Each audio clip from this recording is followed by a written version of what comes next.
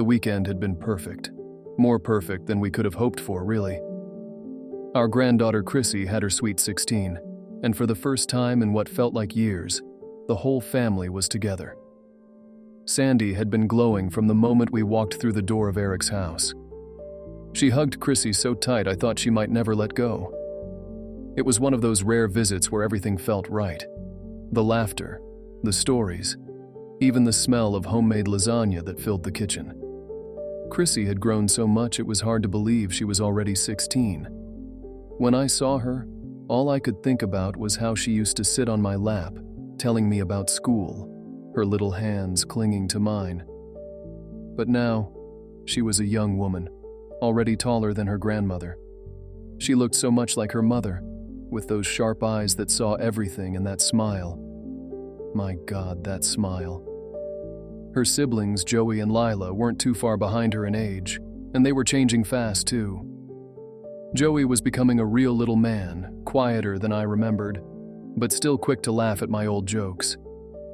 Lila was a bundle of energy, darting between rooms with that carefree exuberance that only comes with being the youngest. Sandy loved doting on them, catching up on everything she missed. The miles between us had taken away the casual, everyday moments we once had when they were little. But that weekend, it was like nothing had changed. And it wasn't just about the kids. Eric and his wife Liz were in good spirits. Eric's job had taken them far from the old farmhouse, a big promotion that meant they couldn't visit as often as we all wanted. But when we were all together, the old closeness was still there, like the distance had only made the moments we shared sweeter. Liz had cooked up a storm, and Sandy spent most of the evening in the kitchen with her, laughing, catching up, reminiscing about holidays past.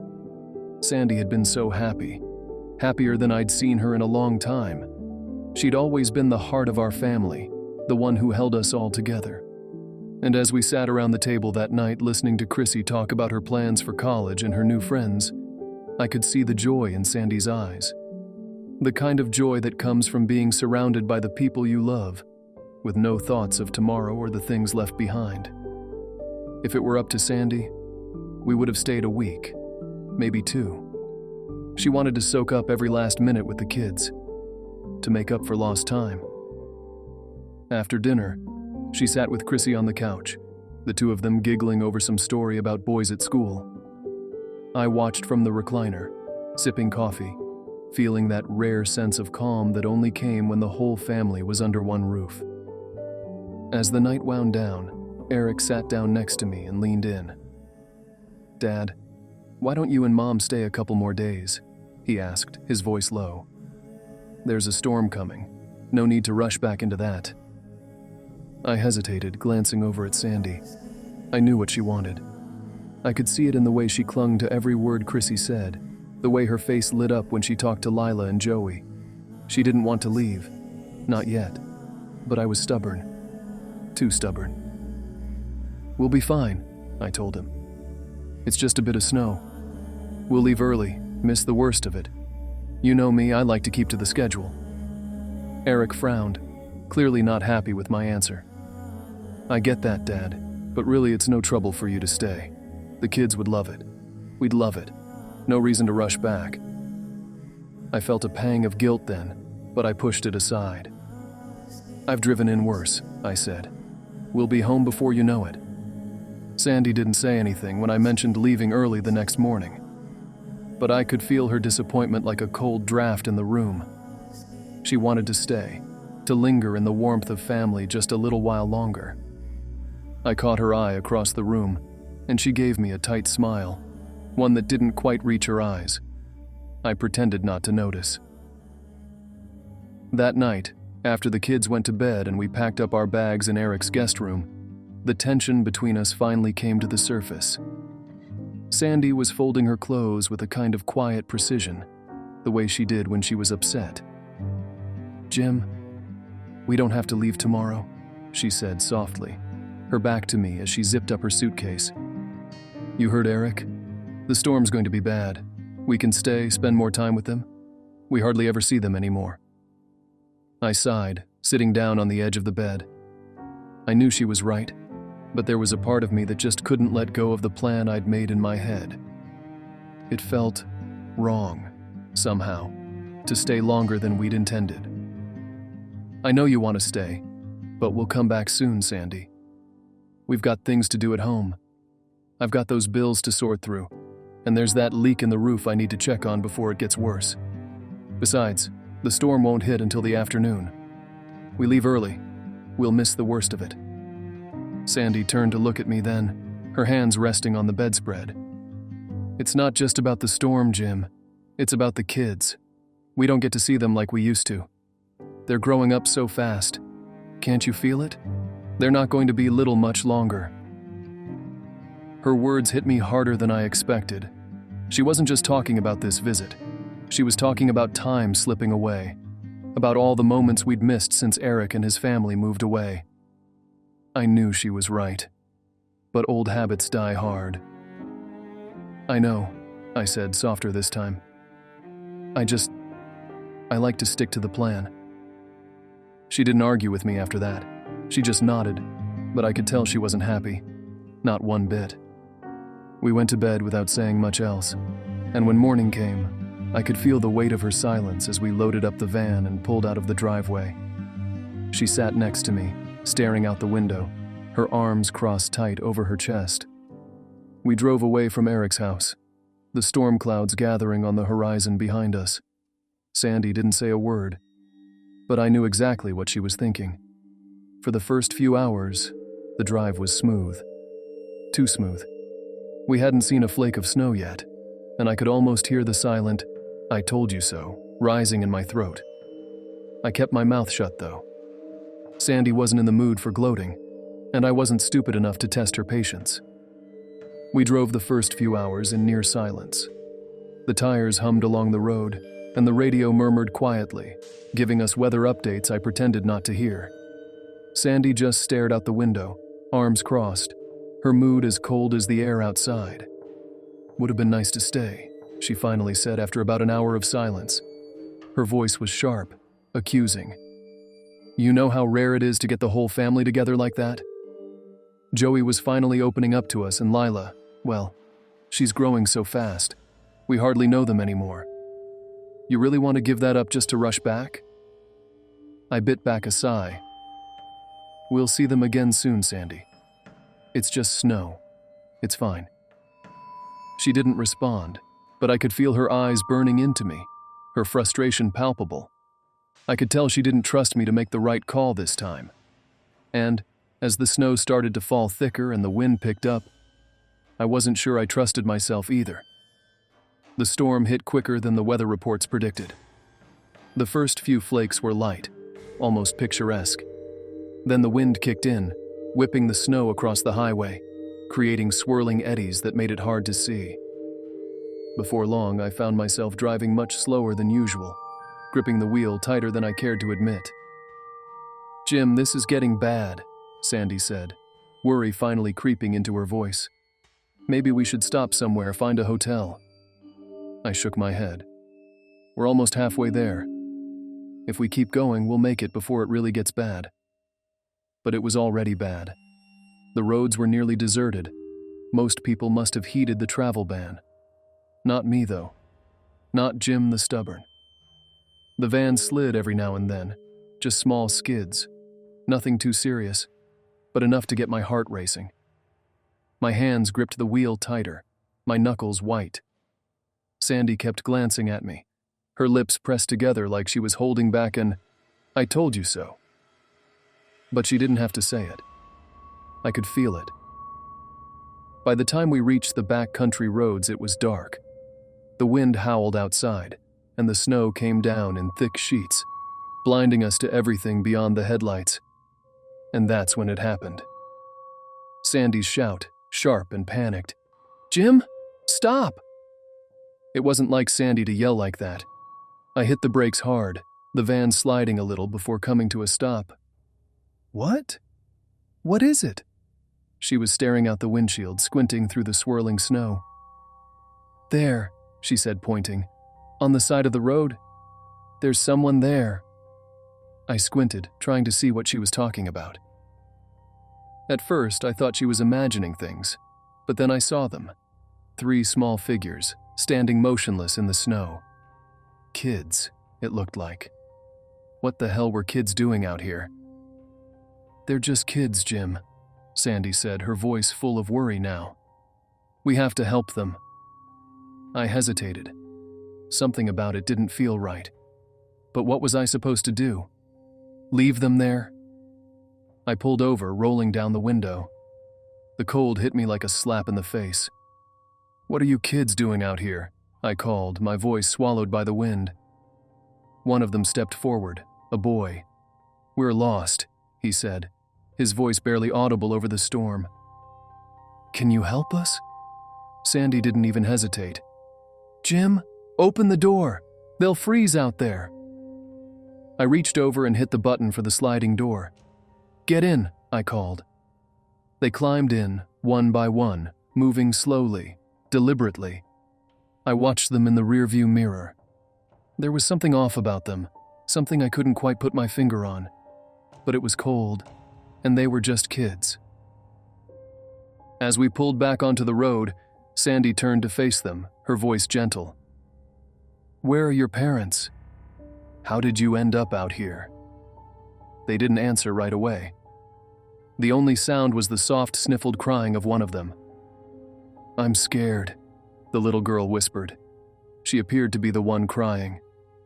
"It's okay," Sandy said, trying to comfort them. "We'll figure it out. Just rest, okay?" I tried to focus on the road, but the storm was getting worse. The wind howled louder, and the snow came down so thick I could barely see. The van felt colder too, much colder than it should have been. I cranked the heat, but it didn't seem to make a difference. I made a mental note to get the heater checked when I got a chance.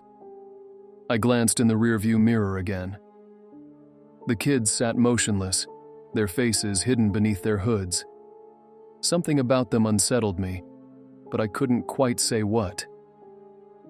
"We're almost home," I muttered to Sandy, more to reassure myself than anything. After another hour, we could see our farmhouse looming in the distance, a comforting silhouette against the swirling storm. But that comfort quickly faded as we pulled into the driveway. The snow was piling up fast, and the house seemed darker than it should have, the windows reflecting nothing but shadows. "We'll figure everything out once we're inside," Sandy said softly. She turned to the kids. "You can come inside our house and warm up, and then we'll call your parents, okay?" But the kids didn't move. They just sat there, their heads bowed, their hoods still up. Sandy unbuckled and opened her door, motioning for the children to follow her. I watched as they slowly climbed out of the van, their movements strange, like they weren't sure how to walk. It sent a shiver down my spine, but I pushed the thought away. It was late and I was tired. Everything would make sense once we were inside. We entered the house, flipping on lights, trying to bring some warmth to the place, but the cold seemed to seep in from every corner, as if the storm had followed us inside. The kids stood by the door, not moving, just watching us. "You can close the door, honey," Sandy said gently to the girl standing nearest the door. She didn't move. None of them did. Sandy said it again, but this time her voice cracked with uncertainty. Finally, the girl turned, pulling back her hood, and that's when we saw them. Their eyes. Black. Not just dark or shadowed, but black. Inky, endless pits of black. There was no white, no pupil. Just darkness. "Thank you for helping us," the girl said, but the voice that came out wasn't a child's. It was cold, flat, devoid of life. Sandy gasped, stumbling back into me. The boys pulled back their hoods too, revealing the same eyes, black, soulless pits. My chest tightened. I couldn't breathe. I grabbed Sandy's arm, trying to steady her, but the room felt like it was spinning. "Something's wrong," she whispered, her voice trembling, her eyes locking with mine. I didn't respond. I couldn't. I was too busy trying to comprehend what was happening. Then, without warning, the front door slammed shut. We looked back at the door, back to where the kids were standing. The kids were gone. The house fell into an eerie silence, the kind that makes your skin crawl. My breath hitched in my throat and I looked around, trying to figure out what the hell just happened. Sandy stood frozen next to me, her face pale, her eyes wide with terror. And then we heard it. Footsteps. Upstairs. Down in the basement. In the kitchen. They were everywhere, echoing through the walls. Too many of them to be those 3 children. Jim. What did we bring into our home? Sandy whispered, her voice barely audible over the pounding of my heart. I didn't answer. I couldn't. All I could think was that we needed to get somewhere safe.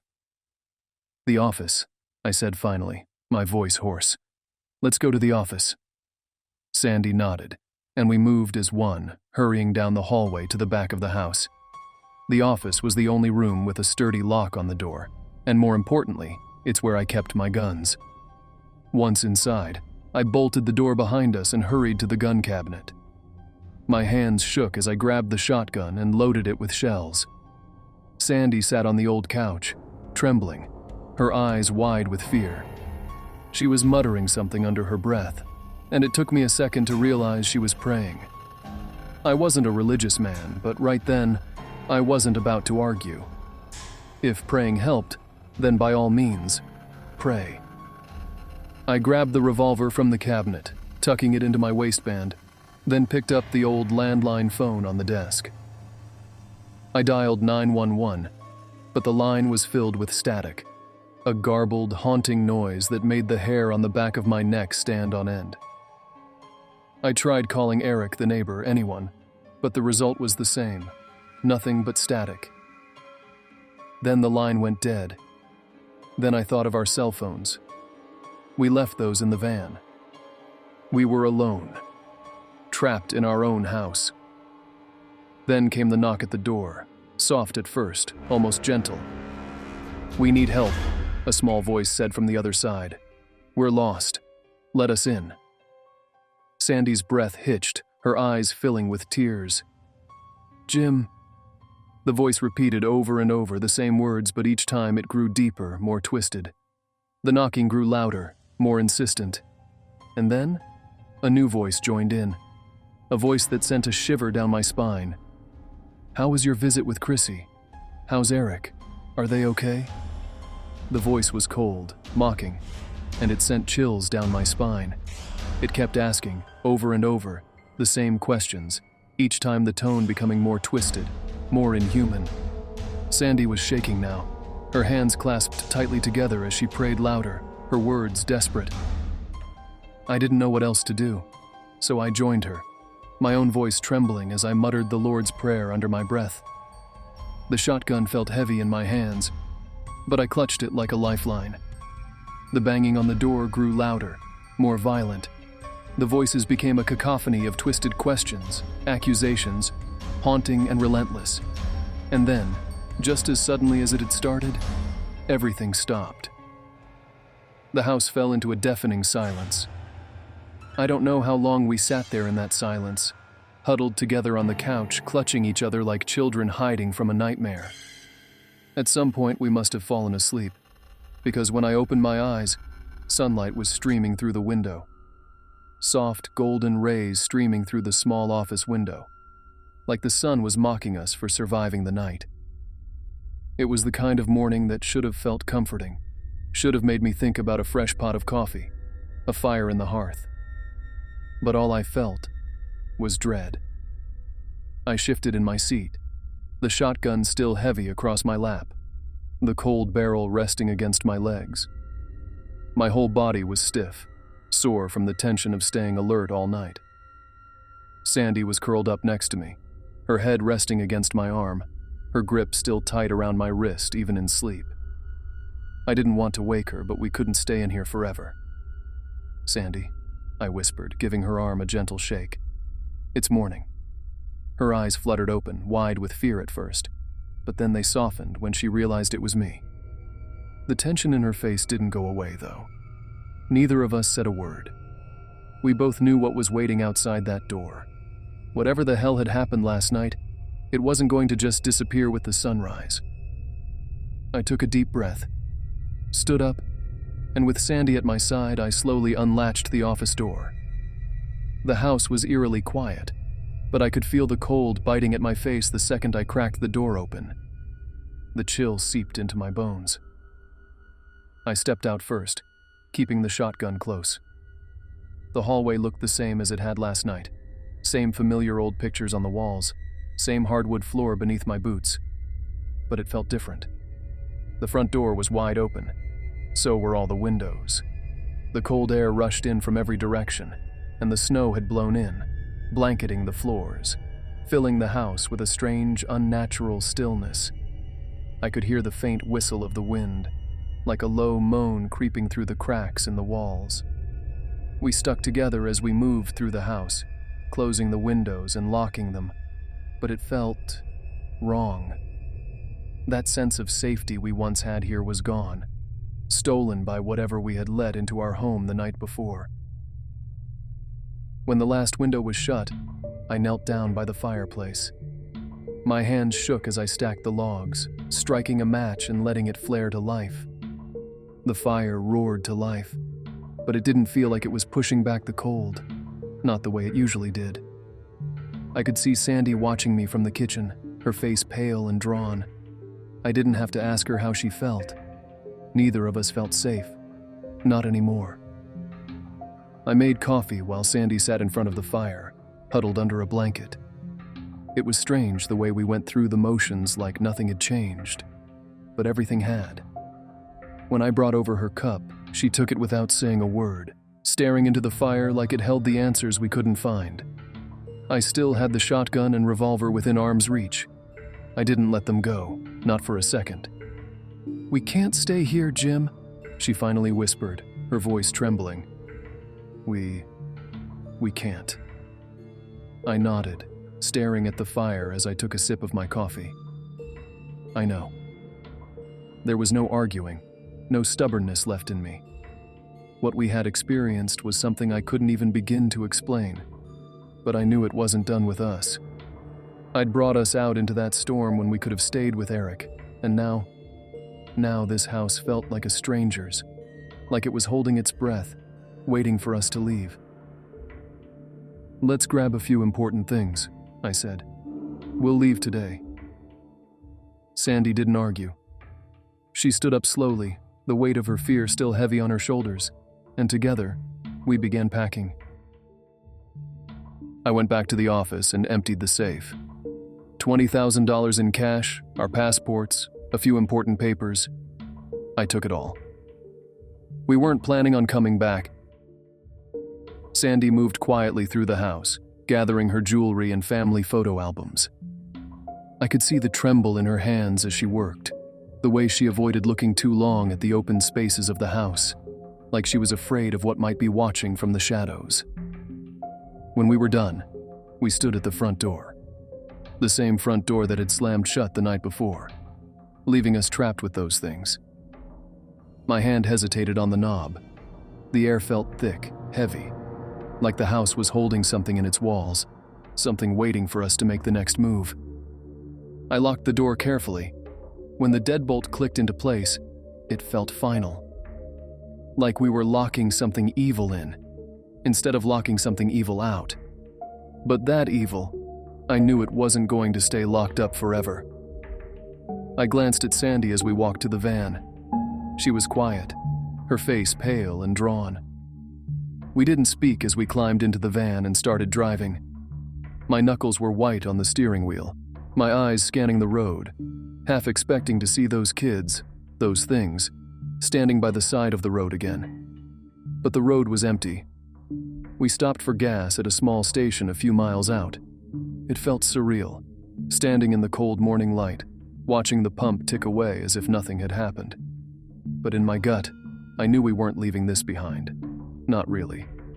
We drove for hours, the silence between us thick with unspoken fear. Neither of us wanted to go back to the house. There was no arguing that. By the time we reached a small city, we checked into a hotel without saying much to each other. The warmth of the hotel room should have been comforting, but all I could think about was the farmhouse. The way the wind had sounded inside those walls.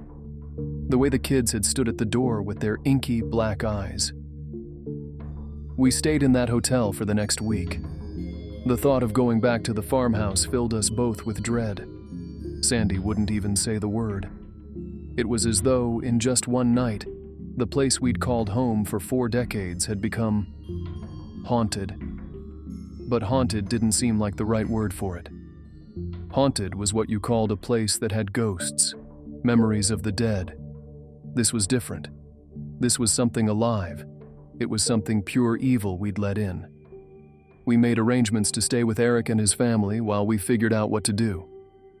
I could tell he was surprised by our decision to leave the farmhouse we had raised him in. But he didn't press, didn't ask too many questions. He was just happy to have us close. And honestly, I was happy to be there. Being near family helped. It kept the dark thoughts at bay. Sandy and I found a small cottage for sale, not far from Eric's place. A simple home, nothing like the big farmhouse we'd lived in most of our lives, but it was safe. It felt safe anyway. And that was all we needed. When it came time to deal with the farmhouse, I couldn't bring myself to go back. Neither could Sandy. Instead, we hired a moving company, gave them instructions, and waited. I had them box up everything, ship it to the new cottage. We didn't need to set foot inside again. The farmhouse went up for sale within a month and sold quickly. There was actually a bidding war, and it sold far above our asking price. As I signed the paperwork, I had to push back the unease in my gut. A guilt. I knew what we were doing. I knew that whatever we had let into that house was still there. Maybe the new owners would never know. Maybe they'd never see what we saw. Or maybe they would. Either way, I couldn't think about it anymore. Eric and his family were thrilled when we moved closer. The grandkids were happy to have us nearby. We celebrated birthdays, holidays, and every little milestone together now that we were all close. But I could see the way Eric looked at me sometimes, like he was trying to figure out why we'd left the farmhouse so quickly, why we'd never talked about it. Sandy and I made an unspoken agreement. We'd never tell anyone what happened that night. Not Eric. Not the grandkids. Not anyone. It wasn't something that could be explained, and besides, who would believe us? They'd say we were crazy, old, getting senile, maybe even imagining things. But we knew the truth.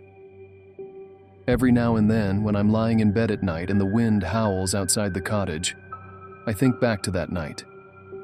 I think about those kids, those things, standing in the snow, the way their eyes looked, the way their voices changed, twisted into something dark, something not human.